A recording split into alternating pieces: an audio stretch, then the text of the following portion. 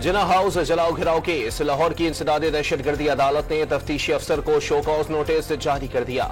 JIT के रुकन को 1 बजे तलब कर लिया। साबिक विफाकी वजीर असद उमर की लाहौर की अदालत में तबीयत बिगड़ गई।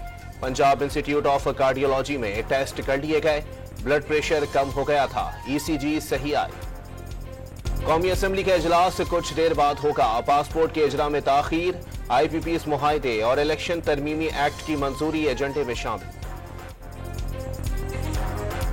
बांग्लादेश में हालात मामूल पर आने लगे, कर्फ्यू हटा दिया गया, स्कूल कॉलेज और अदालतें खुल गईं। बांग्लादेश के स्टूडेंट लीडर्स का नोबेल इनामी याफ्ता डॉक्टर मोहम्मद यूनुस की सरबराही में अबूरी हुकूमत कायम करने का मुतालबा। बांग्लादेशी आर्मी चीफ आज तुलबा और असातिज़ा से मुलाकातें करेंगे। ढाका में मुजाहिरीन ने चीफ जस्टिस के घर का सामान लूट लिया। वजीर आजम हाउस में जाकर लेट गए, कमरों से कीमती सामान की लूटमार। शेख मुजीब के मुजस्मे तोड़ दिए गए, बड़ा मुजस्मा रस्सियों से खींचकर गिरा दिया गया। मुजाहिरीन ने भारतीय परचमों पर भी डंडे बरसा दिए। शेरपुर में मुश्तइल अफराद ने जेल पर हमला करके 500 कैदी रिहा कर दिए। अमरीका का बांग्लादेशी अवाम के साथ खड़ा होने का ऐलान। अबूरी हुकूमत के कयाम के ऐलान का खैर मकदम। फरीकैन से तशद्दुद से बाज आने और पुरअमन रहने की अपील।